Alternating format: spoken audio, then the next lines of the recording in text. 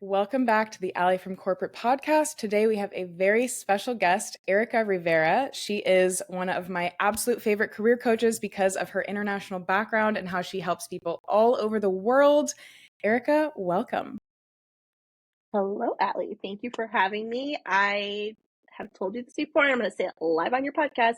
I've been a fan of yours for a long time, so I appreciate you having me here. Oh, I love that. I love that. And I love your stuff too. I've been following you on Instagram for a while, and I just love your down to earth, real content that actually helps people and gives people tips on how to thrive in their careers. So I know that you have such cool things under your belt. Please tell us who you help, how you've been able to help. And I know you were also named a top career coach to follow by USA Today this year. So tell us a little bit about Yeah. who you help and how you help them.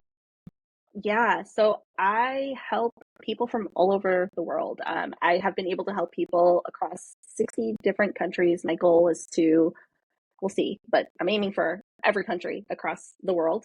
But I typically focus on people from non-traditional backgrounds. So those that have a harder time breaking into their next career move just because they're trying to make a significant transition. And yeah, that is what I do and that is what I help. Amazing. So you and I spoke recently about when somebody should leave a job and how people will know when it's time to leave a job. And I know you and I both feel very passionate about that because that can often be the difference between waking up and hating your commute because you're dreading going to your job, or leaping out of bed because you're so excited to make a difference in the world at this job that you love. And so I have a couple Instagram followers who have written into me to ask us both questions about if they should stay or if they should go. Can I read you the first one, and can we talk a Yeah. little bit about what advice you would give this person, whether you would stay or go? It'll be Yeah. fun. All right. Let's do it. I'm All here right. for it. So the first question is, I've been at my current job for 5 years and was recently passed over for a promotion that I felt I deserved. Instead, they hired someone from outside the company with less experience than me. I tried to address this with my manager, but the response was dismissive, and I've been feeling undervalued ever since.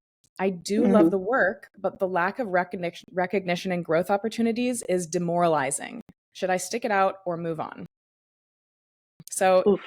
tell me what your gut feeling is with that. Talk me through this. So there's a few different things that come to mind. The person's been there for a while. They've been there for 5 years. In 5 years, they haven't gotten promoted. So why have they not gotten promoted is my question, right? They should have gotten promoted. And quite frankly, I personally believe that this person, to what they were saying, they deserve that. So that's the first thing that comes to mind. The second thing, though, is that I think also sometimes when we get to this place in our career and we've been with the company for a while, sometimes we have to reevaluate and reassess where we're at. So my gut feeling would be telling this person that it's probably time to maybe consider to start looking for a new role. I would agree with you with this one because they were passed up for a promotion. And I guarantee you it's not because the manager didn't know she was interested in a role. I hope not. I hope this person made it clear to their manager, I'm really interested in the promotion. I've been here for a while. These are the changes I've helped implement at the company. This is the money I helped the company make or save since I've been here. I'm super motivated. I love this team. Give me this chance. I hope they said Yeah. that rather than hoping their manager was a mind reader. So that's kind of what I'm thinking. But if they were assuming their manager knew but passed them over, maybe their manager didn't pass them over. They just saw, put a open job out there and got somebody who applied, and they were like, great. So my other question to this person would be, does your manager know the impact you're having at work? Because sometimes, especially when we're remote or hybrid, we work all day like little squirrels, and our manager doesn't know how many nuts we've collected, if we're going with the squirrel metaphor. But it's kind of an art to be able to showcase your value without feeling like you're bragging. So Yeah. that would be my question. Does your manager know everything you're doing? And would they miss you if you were gone? If they don't know what you're doing, maybe they wouldn't miss you if you were gone. Yeah, those are great call outs. And I think the self-promotion piece is big, is that a lot of times we work really, really hard, and especially if we're high achievers, to your point, and we don't advocate in the sense of tracking what we're doing. So documenting our achievements, making sure our managers know what we want, like you said. And so we get frustrated when, these promotions don't come to fruition, or we get passed up for, say, a project or something like that. But to your point, if we haven't vocalized that, then, it's kind of, not to say it's on us, but, essentially we have to be the ones to advocate for ourselves, and we have to make sure people see us.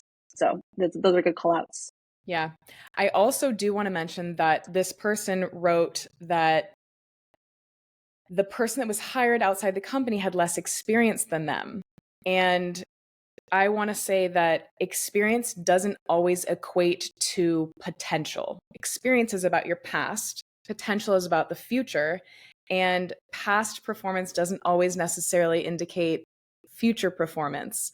So, a mistake I've made in my career is asking for a raise based on the number of years I'd been at the company, which is never Yep. a great reason why. Um, Good reasons why would be, like I said before, you've helped the company reach goals, you've upskilled or gotten more educated, you've inflicted change within the company, you've had a huge impact, you've saved them money, made them money, gotten more clients, whatever it is. Keep track of that, let your manager know, and then they'll be able to envision, oh, I would miss this person if they were gone. So Yep. you would vote they should leave? I would. I would vote that they should leave, provided if they have taken the steps to let their manager know that they're interested in progressing in their career within the company. Then I would say yes. If it's a situation, to your point, where maybe there's an opportunity for them to go back to their manager, and while they have talked to their manager at this stage, now circle back and say, hey, this is what I'm trying to do with my career. I want to get promoted. What are the steps that I need to take to get there? And what is the timeline? And have a real conversation, right, with that manager.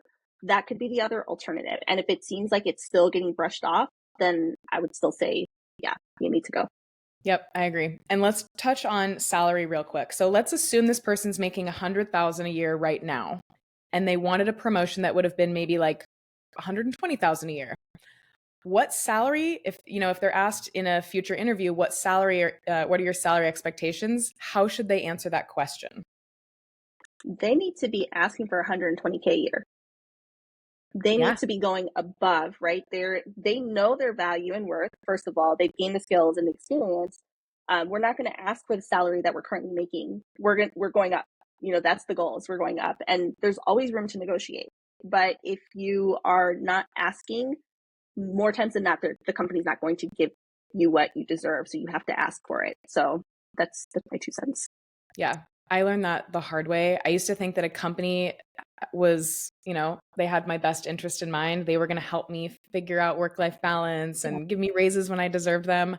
It couldn't be further from the truth. The company's main goal is to make money and keep their clients happy and their employees happy, but make money is the number one, probably the number two and the number three goal for every company out there. And so if you are not actively helping a company do that, they probably don't care if you stay or you go. And so if you Yep. can ask for 120 because you are going to help make a future company more than 120,000 a year, or help them save 120,000 a year, that's a great reason to be asking for that much money. So, Yep. 1,000%. question number one, you should definitely think about leaving. But get a job offer before you even let your manager know. Yes, that part. I made that mistake before. All right. So, are you ready for question two? Let's go for it. All right. So, question two reads, I work in a high pressure sales environment where the expectations and targets are unrealistic. My boss is constantly micromanaging and using fear tactics to push the team. Despite my efforts in hitting my targets, I'm always stressed and anxious. My mental health is severely declining, and I feel like I have no work-life balance. I've thought about leaving, but I'm really worried about finding a job in this economy. What do I do? Mhm. Yeah, that's Do you want to, I'll let you hop in first and then I'll give my 2 cents. Sure. So, sounds really toxic, and I wonder if Yeah. anybody has given this leader feedback because not everybody who's a jerk knows they're being a jerk. And I see feedback as a gift. And if you are, question two, asker, if you are somebody who can give tactful feedback that is easily digestible for somebody like your manager might go, "Oh, wow, I did not even know I was micromanaging you. I didn't mean to be using fear tactics. Let's come up with a healthier company culture for our team so that it's a psychologically safe place to work." I don't know that that would happen with this leader. They sound terrible. But my initial question is, has anybody given them feedback that they're terrible? What are your Yeah, thoughts? I agree. I agree. Sometimes to your point, people don't know how they're acting, but if I guess on the flip side of that, something that does come to mind is that sometimes people don't speak out because of fear of retaliation. If I do give that feedback, right, then what's going to happen? So it's kind of, you're in a tricky spot. So I wonder, are there any opportunities maybe internally for that person to move to like a different team under a different leader, depending on the size, right, of the organization, or even a different role? Because I have seen that happen for people. But then on the flip side of that, I will always say, do not sacrifice your mental health and well-being for a job. And granted, like to what you said earlier, get a job, have an offer lined up before making a move, because then, that's another added layer of stress, unless you can afford to leave while you take time to look for a role. But a job is not worth your mental health and well-being. I completely agree with you. I've been there. I've burnt out. I've had health issues related to stress. Had to go to the urgent care facility one time because I was having heart palpitations because I was so burned out. And I left that job shortly after, and it was the best decision I made. And I have a crazy idea for this person. If you have enough people on your team that feel this way, and I'm sure you've talked to your coworkers, and I'm sure you guys all talk crap about this manager in the break room, feel free to message me or Erica on. Well, I don't want to offer this for you, but if you want to, you can message me on LinkedIn, and I'm happy to send an anonymous email to your manager if you give me their email address and give them the feedback. I want you to do it yourself if you Yeah. haven't already, but I've thought about like starting this as a business before where disgruntled employees can like write in and be like, here's my manager's email. Can you give them this anonymous feedback? What do you think about Yeah. that idea? I think that's an amazing idea, because so many people find themselves in environments like this, and they're afraid to use their voice, or they know that if they do, it's gonna backfire on them. So yeah, I'm like, sign me up. If you needed someone else to send an anonymous email, I'm like, Allie, maybe you and I will start a business sending out, anonymous messages, right, to employers and saying, Yes. hey, we got to give you some feedback. So, Yes. but I think that, to your point, it's one of those situations where very much like the feedback is important, but knowing how that it's going to resonate, like sometimes that it's not going to translate well if you do share that feedback. So if that's right the case, then might mean you need to make a move. But Allie's idea is genius though, so I do suggest you take up Allie's idea. I am all there for that one. I love that.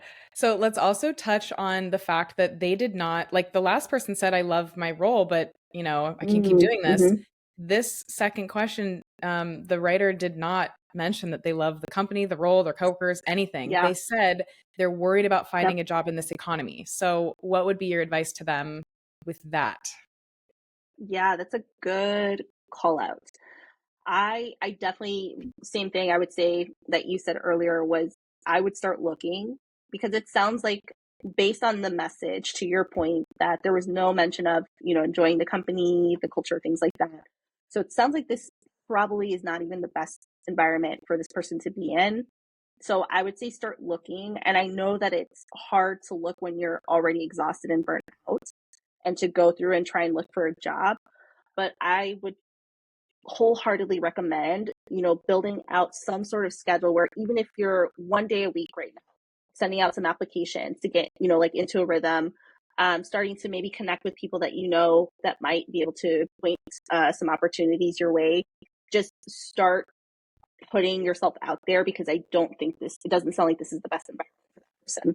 I agree. And not to get into politics, but I do think that the job market will lighten up after the election is over. I feel like a lot of companies right now are doing layoffs and clutching their wallets tight to their chest because they don't know which direction things are going to go in with the economy.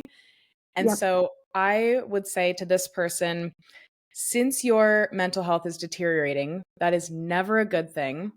Um, I want to ask, what would it be like if you just didn't hit your targets and protected your mental health and made that a top priority? If the company were to let you go because of that, maybe you could get unemployment for a while you look for a new role and get your mental health back on track. That's dangerous though, if you would be at risk of not paying your bills. So obviously talk to your family, your spouse, but I'm really hesitant to tell people to stay at a job when they say their mental health is deteriorating because I've had coworkers die.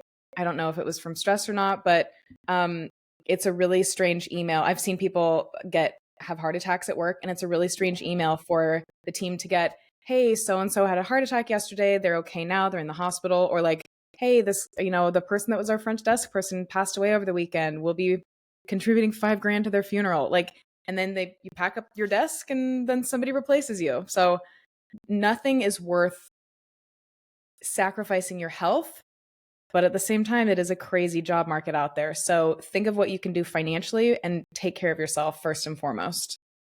Yeah, 100%. And the last, I think, point I'll make on that, just in line with like the unemployment rate, internally thinking about benefits, maybe if the person has benefits where they can explore taking a leave of absence.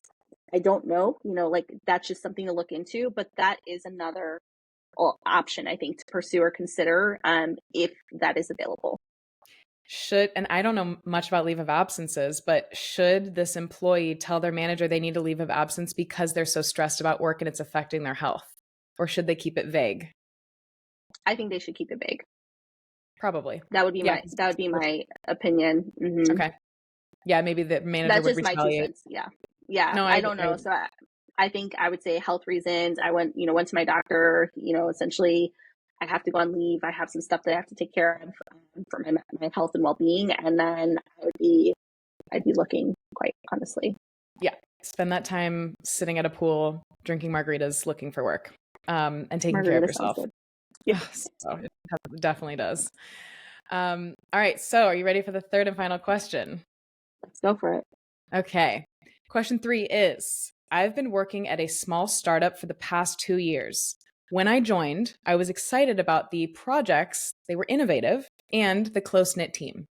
However, in recent months, the company's direction has shifted and the work environment has become quite toxic. There's constant fighting and bickering and arguing, and the leadership lacks transparency and direction. I feel like I'm no longer aligned with the company's vision. I still believe in the startup's potential, but this negativity is seriously draining. What do I do? Okay, you first on this one. Oh, it's hard in a startup environment. It's a small environment. You got a lot of cooks in the kitchen, so to speak, and typically in those types of environments, it's harder to implement change because you're trying to get to a stage where the company is making money, the company's growing, they're trying to scale. So they're probably, the reality of the changes that maybe this person is hoping to see are probably not going to happen soon. So maybe they'll get to a stage, once they grow a little bit, kind of work through some of the kinks of what's going on with the part of the growing pains, I should say, of a startup business. But, ugh, if it's toxic, you know, Yeah, I don't know what's their bandwidth, right? that's a good question. Another question I have for them is, how long have they been there and have they purchased their stock options? And is there kind of like a light at the end of the tunnel for when the company might be sold or go public? Because then it might be worth it. Yeah. Another question I have is, when somebody tells me that a startup environment is toxic and there's constant fighting, my question is, are people fighting or are they having intense, difficult conversations? Um, I know that I'm somebody that really shies away from conflict, and I'm definitely working on that right now. But I used to think that when people would raise their voice at work or get into a heated debate about something, that I was like, oh my God, I got to get out of here. A fight's going to break out. Somebody's going to get hurt. But I've learned to recognize what healthy conflict resolution looks like in the workplace. And oftentimes, when it's a startup and there's investors who are asking when they're going to launch, there's high pressure. Yep. And there's like, the race to be the first to market. If you've designed something novel, it can be really stressful because at a bigger company, you can go slower. You can take your time. The company's making revenue, which they can pay for their expenses and then some. But at a startup, like you were saying, you've got investors breathing down your neck. You've got a board of directors, maybe, and you're Yep. trying to race to revenue. And it might seem toxic, but maybe think of it from that perspective. Yeah, those are really great call outs. And I wonder, is there an opportunity for this person to kind of remove themselves from some of that noise to protect themselves, to kind of put on the blinders, so to speak, so they can do what they have to do, right, to stay with the company, especially if they're seeing, like you said, that light at the end of the tunnel, or it's worth, staying a little bit longer. Um, is there a way they can protect themselves from that? If there is, then it might be worth sticking it out. But if it's truly a situation where they feel they just cannot do it any longer, then it is going to be, you probably are not going to get the result you're looking for right now as far as the changes in the company. So what is your bandwidth to withhold and stay? And we all have our thresholds where we kind of break and we decide, okay, I can't do this anymore. So are you closer to the side of I can't do this anymore? Or are you more on the side of like, if I can build those barriers, then I can, stick it out for a bit longer? Yep. Love that. And that takes real personal development to build those barriers. And when I read that they say the negativity is draining, I wonder if they can somehow be the positive change they want to see at their company. So if a coworker is gossiping to you, you can shut it down politely and say, you know what, I'm not interested in talking negatively about other coworkers. And Yep. also that can be infectious. Um, and also I love when people spread positive rumors about people and compliment coworkers behind each other's backs because it gets back to them. And so if you didn't want to leave because you said you loved the projects and the close-knit team, you could try to inspire positivity in the workplace by spreading little positive gossip around, like, hey, have you ever received a report from Rachel? They're so detailed. I don't know how she does it. Have you received one? They're amazing. It'll get back to that girl, Rachel. So if you really like the company and you don't want a job search and you believe in the startup's potential, like you say, see if you can inspire some change in the workforce and just be like stupidly happy and stupidly positive. Like when somebody's like, oh, I'm so burnt out. I don't want to be here right now. I'll be like, oh, I'm so blessed to have a job. Aren't you? Look at this economy right now. Like, I don't know. Yeah. Might be a little stubborn, but you could try that. Yeah, yeah, I love what you're saying, and I think just like a final note, that just something that popped into my mind is when I previously was working at a big tech company. One of the things that we did on my team was we instituted a like communication style feedback form where we shared that with one another, right, to learn about how we each communicate. Because to your point, sometimes things do get lost in translation, or what we feel and perceive as conflict, that negative conflict, maybe that just might be, how one individual communicates. So I think maybe understanding the team around you and how they communicate to decipher whether or not, like, is this truly negative conflict that you're seeing, or is it just this is how these individuals communicate with one another, and it's more of like they're just trying to find a common ground, common solution. But understanding their communication style will help you just be able to kind of like separate yourself when you do find yourself in those situations, right, when you're in those conversations and it feels uncomfortable. So just an Yeah, idea there too. I love that idea. And to piggyback off of that, asking for feedback can often inspire others to be asking for feedback as well. And if I really want to give somebody feedback, sometimes I'll ask them for feedback so that then they can be like, all right, here's my feedback for you.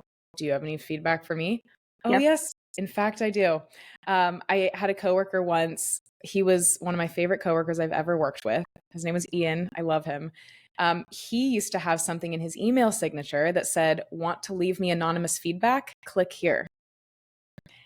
And I never did because I Awesome. never truly believed it was anonymous. Although I did trust him. I just gave him feedback to his face because we were friends, and well, I didn't have anything bad to say about him. But You're I like, thought I'll that was say so, it to your face. yeah. I love you. You're amazing to work with. Um, he was so good at OneNote. He was so inspiring. Anyways, I should reach out to him. Um, I just thought that was so cool because it shows a sign of self awareness when you can ask for feedback and you know that feedback is a gift, and it's some of the only ways that we can really progress and improve and move forward. So love that you brought up feedback. Yeah. Yeah. I think Yep. that's a great call out there. So yeah. So I think there's a few different options, it sounds like, just depending on their situation. But I think hopefully some of these ideas will be helpful. Yeah, totally. So, all right, we just went over these three questions. If you're listening or watching to this, feel free to write into me again. I love doing these because, first of all, I think it helps some of you understand that you're not alone in these tough situations. Sometimes we can only put, we only see the highlight reels from people's life online and on social media, but I am in the business of people tell me when they're struggling, and I can tell you a lot of people are struggling right now. So know that you're not alone. Know that people like Erica and I are here to help and support you. And so, leaving those three questions behind, I want to transition into talking more about who you help and how you help them. So, let me ask you this: what do you consider a non traditional background? Yeah, it's a good question. So non-traditional for me, I consider myself somebody that comes from a non-traditional background. And so I typically will help people that maybe have similar backgrounds in the sense of their path isn't linear, which nobody's path is, but maybe like for me, I didn't, graduate college right away, right? I took a detour and then, had to go back to school while I was working full time, went into the restaurant industry, broke into tech. So it was very non-traditional in the path that I took to get to the tech industry. So sometimes I think for me, I see people and the people that reach out to me are feeling like their backgrounds because maybe they don't have enough, that what they perceive as enough experience, or maybe they didn't finish school, or maybe they went back and got their degree later in life, or they've been with a company for a really long time. So they feel like they can't break into any other field. So that's kind of non traditional in the sense of when we think about movement and career trajectory, the kind of what is it, the poster board for like career moves is like you move every few years, so you go to school, you graduate college, you get into your career and field, then you move, a few years, or you progress within the company. But that's not everybody's story. So I help the people that are kind of like the underdog, so to speak, where they feel like they don't have that opportunity and they don't see the possibilities. And I'm like, no, you do. You have your career story, and I want to help you. So those are the people I help. That's a long-winded way of saying it, but I don't know if that helps or not. So Totally. So, do you ever help people turn their stories into their strengths and help them tell just a story of like I've overcome a challenge in my life and I'm happy to yeah, be here? Like, do you help people do that? yeah, all the time. And Oh, that's through really their powerful. stories, yeah, I help them see that, what they perceive as a weakness, or, the barrier to entry, to your point, is that strength, and just how you articulate that story and tell it, and how we, pull out those skills, because a lot of the skills that we have, are transferable. We just have to know how to speak to those skills. So those are the types of conversations I have with people and help them navigate that. That's so powerful. I know a lot of people who are going to love hearing from you and following you. And I have absolutely loved having you on my podcast today. Tell me, how can people get in touch with you? Yep. I would say LinkedIn. I'm on there all day, every day. So Rivera dash Erica is the last little part of the alias, or URL. Is it URL? It's URL. Mhm. Or Instagram, Career Diva Coaching. If you look me up there, you'll find me. So two places. Nice. And then are you taking on new clients right now if people are interested in joining your program? Yeah, so I am taking on new clients for my group program, which is really kind of a career accelerator for those that are trying to decipher their career stories, get out into the job market, and make career transitions right now. Nice. I love group programs. I feel like it's a new thing that people are doing. And sometimes it can be so helpful to be in a group of people because you get to hear stories like these 3 questions we just went through. And you're like, oh, my situation's not that bad. Or like, oh, they're going through it too. Wow. Or like, oh, I have advice for them. And then you kind of grow a community of like, let's help each other. So I love that you're doing that. So, homework for everybody is if you found this episode useful, if you learned something, if you have thoughts on whether questions 1 through 3, if they should leave their jobs or not, please reach out to either Erica or I on LinkedIn. Tell us what you learned, tell us what you loved about this episode, and your thoughts on any of those questions. And thank you again, Erica. I will see you guys next time. Thanks, Alli. Bye, everyone. Bye.